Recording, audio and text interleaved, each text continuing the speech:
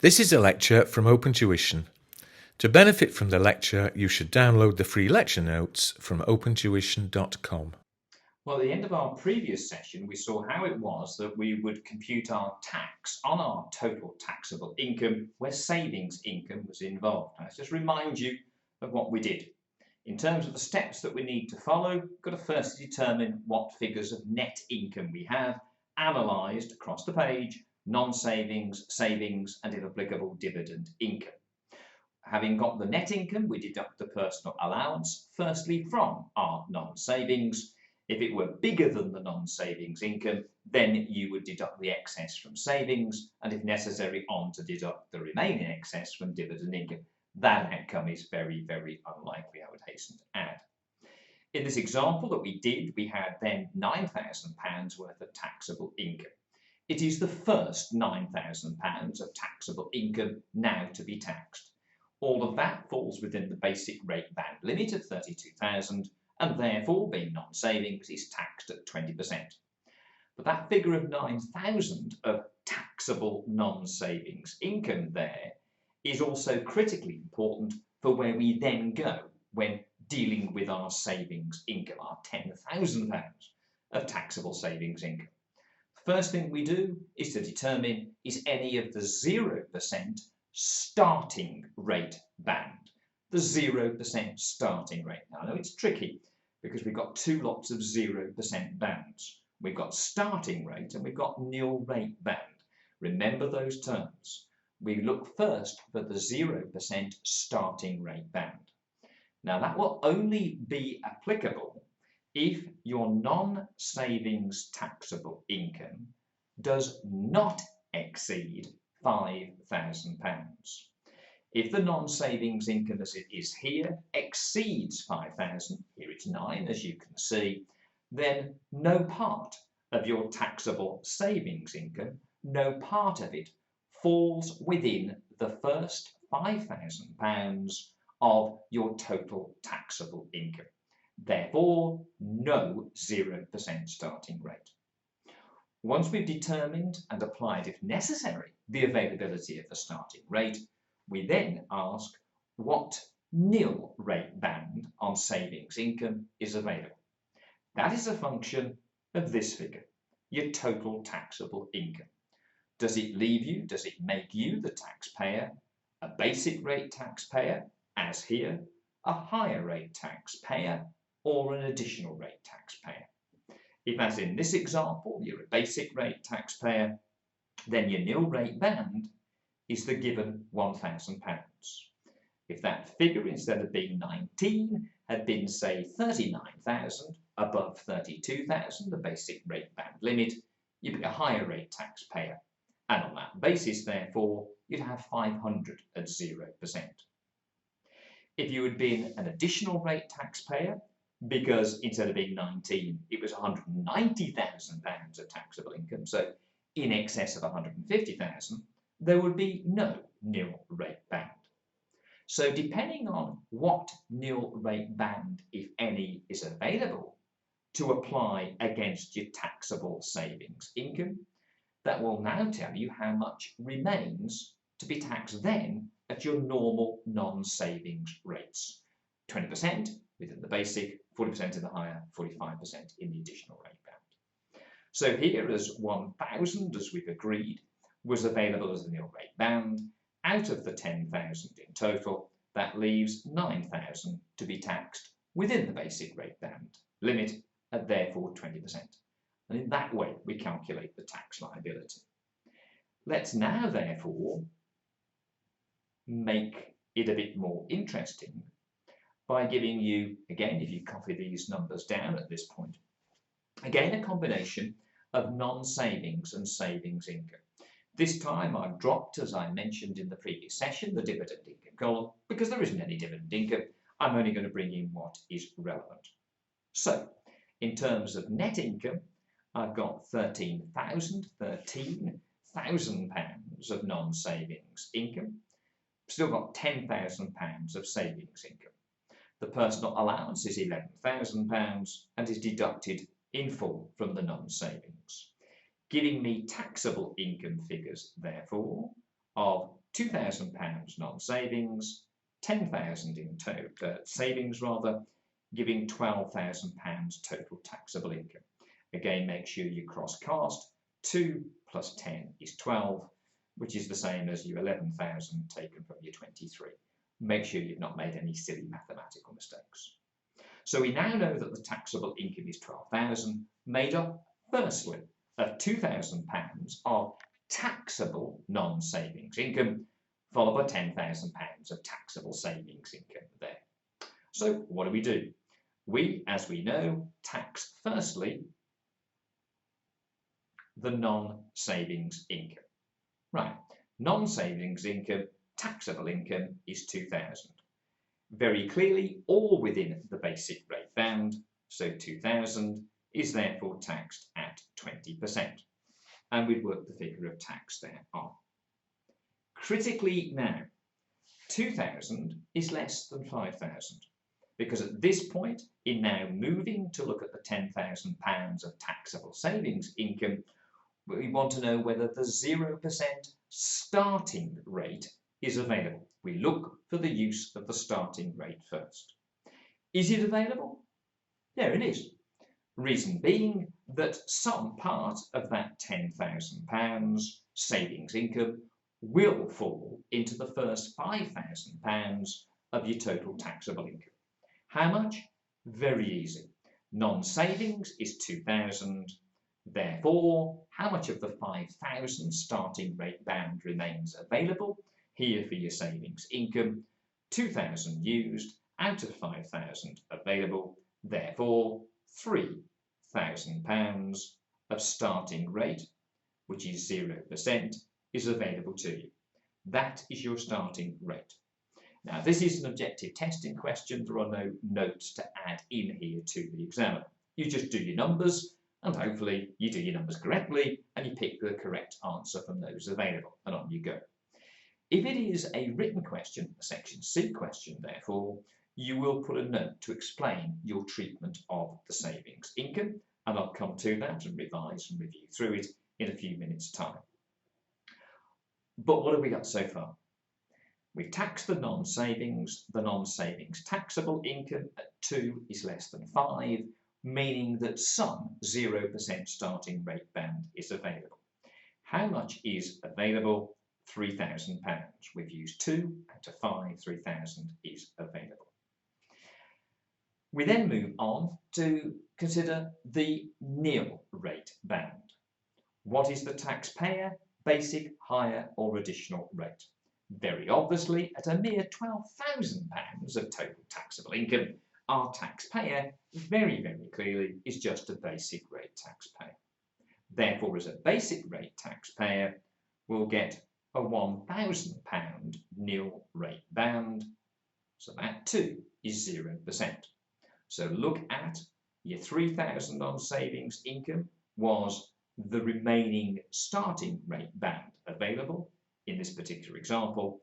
The £1,000 that follows on from that £1,000 is, as you can see there, your nil rate band, because our individual is a basic rate taxpayer. So we've now therefore taxed 4,000 out of the 10,000, leaving £6,000 of taxable savings income, falling into, of course, the basic rate band. Basic rate, 20%, and we now do our calculation. So you can do those calculations there for yourself, but we would have on that basis 2,000 at 20% will be what? 400, that's 0, that's 0, 6,000 at 20%, 2 times 600 is what? 1,200. So that looks like an income tax liability to me of 1,600. But again, check my mental arithmetic there if you would. Okay, now that's brought in, as we've seen, that starting rate. Now, in terms of a Section C question, the notes that would now be given as regards that savings income there. You'd reference it to note 1 and, if necessary, note 2.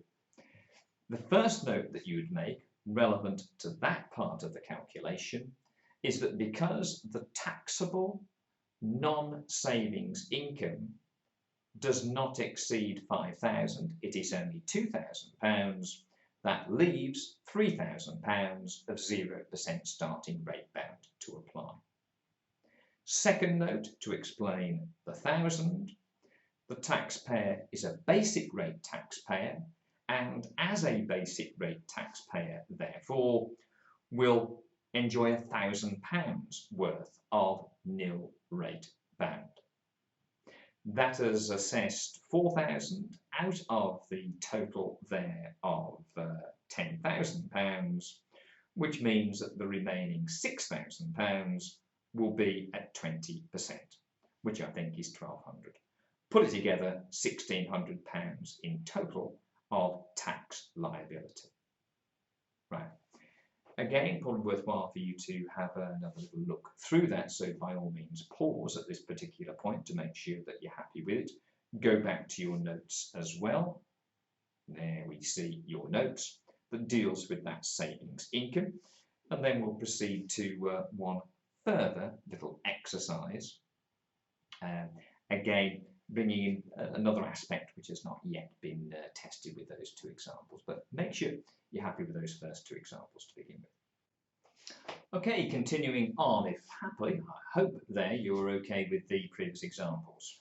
Now, in each of those first two examples that we've seen, the taxpayer has been just a basic rate taxpayer. That means that in terms of the nil rate band, it was £1,000. We also had to firstly check whether or not the 0% starting rate band was available, and that was entirely a function of what figure of taxable non-savings income, what figure of taxable non-savings income the taxpayer had. If that was in excess of 5,000, then there was no 0% starting rate. If it was less than 5,000, depending on how much less, that would give you therefore some available starting rate band. You deal with it. Once done, then bring in the relevant nil rate band, be it £1,000 as it was in those first two examples, basic rate taxpayer, or as we're about to see, if you're a higher rate taxpayer, it'll be £500. Right. Looking at the example, therefore, and if you note that down, if you haven't already done, again, in terms of the process, we must firstly establish, or indeed just note down from, say, a section A OT question given, what our net income figures are. Here, net income, 36,000 non-savings, still with £10,000 of savings, 46,000 in total.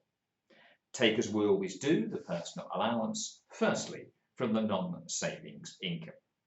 That is fully used, consumed by the non-savings income, so that has brought us down, therefore, to £25,000 of non-savings taxable income. We then got £10,000 worth of taxable savings income, total 35. Is that the same as 46 minus 11? Yes, it is. So with cross-cast, we know that we're right. Now, when you saw that you got £25,000 of taxable non-savings income, that in the context of your savings income should tell you something. I hope what you're thinking now is that what it tells you is that on that basis, there will be no 0% starting rate band. The first 25,000, way more than 5,000 of taxable income is non-savings, so none of that savings income falls within the first £5,000 of your total taxable income. So there's no 0%. You've also seen that that total taxable income is 35,000. That is more than the basic rate band limit of 32, meaning that you are a higher rate taxpayer. As a higher rate taxpayer, regarding your savings income, it means that the nil rate band will be only £500. So let's see if we can put this calculation together. Right, what have we got here, therefore? First of all, as we know, we tax the non-savings income, 25,000. That does not exceed 32, so all of it falls in the basic rate band limit, 25,000 at 20%, therefore, that will give you, what's that, £5,000. So there's your first calculation performed. After non-savings, on to savings. As we've already said, and in a Section C written question, you would note that because the taxable non-savings income exceeds £5,000, there is no 0% starting rate. So no starting rate to worry about. We also then note that as the taxpayer is a higher rate taxpayer, there is a nil rate band available, but that nil rate band is only £500,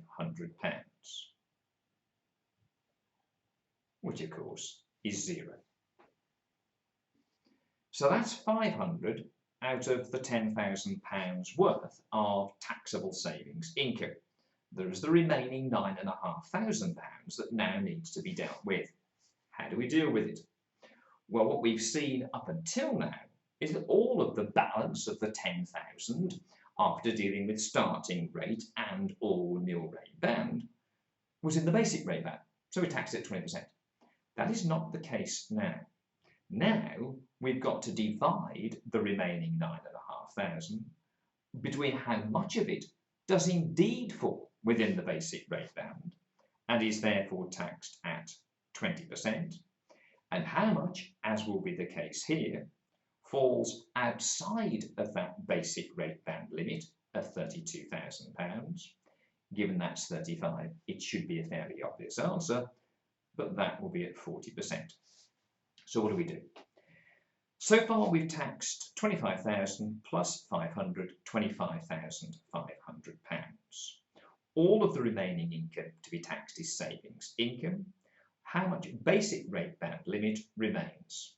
25 plus 500, 25,500 out of £32,000. Right, if we therefore take 25,500 from 32, that I think will give you £6,500 worth of basic rate band still available to you. Let's just check. 25 plus 500, 25,500 plus 500 is 26 plus 6 is 32. Yes, there was £6,500 there of remaining available nil rate band. So in it goes at 20%. So we've now taxed 7,000 out of the 10,000, leaving, well, we knew this was going to be 3,000 because we had £35,000 of taxable income. The top slice was savings, so 3,000 of it falls within, therefore, the higher rate band. We work out those calculations. Again, that's the least important part of the exercise I'm doing with you here, and you can work that out for yourself. 6,500 at 20, 3,000 at 40. But importantly here is the makeup. How have we worked out what is taxable at what rates? So what do we do? To remind you, basic rate band, £25,000 on non-savings was used up. That still left £7,000 of the basic rate band limit. 500 is the nil rate, leaving only 6,500 basic rate. Now let me go back and look at a note that we had back on our page of notes on the calculation tax on savings income. I said to you, probably wouldn't mean much to you at the time, but was important for us to understand. And it's this note here. That's the one, which says the savings income nil rate band counts towards the basic and higher rate thresholds. So that savings income nil rate band counts towards, in this example, the basic rate threshold. Now that is what we've done here. At non-savings 25, there was £7,000 of remaining basic rate band. 32,000 is the limit, 25,000 non-savings. There, 7,000 remains. Now, although here, being a higher rate taxpayer, there's a £500 nil rate band available. That 500 counts towards the basic rate band limit. So it means you don't here have still 7,000 available to be taxed at 20%, only £6,500 of the basic rate band limit of 32,000 is still available. 6.5 at 20, meaning that the top 3,000 out of your 35 goes above 32, the top 3,000 being savings income, using the same non-savings rates now, is 40%. Put the calculations together and you will have your income tax liability. So go back through these examples now, and also what we can do, a rather shorter session this one, but also what you can then do from your own tuition course notes. There are examples 2, 3, 4 and 5 that can now be attempted. So I'd like you therefore, before our next session together, to work through those examples 2 through to 5. You'll see the detailed answer in the back in the example answers there, which hopefully again with the notes provided will be self-explanatory. So work through those, make sure you're happy with the use of, where applicable, the 0% starting rate band, and of course, again where applicable, the nil rate band, and how that interacts with the other normal rates, 20, 40, 45%. Next time, what we'll be doing is to add into the mix there the dividend income.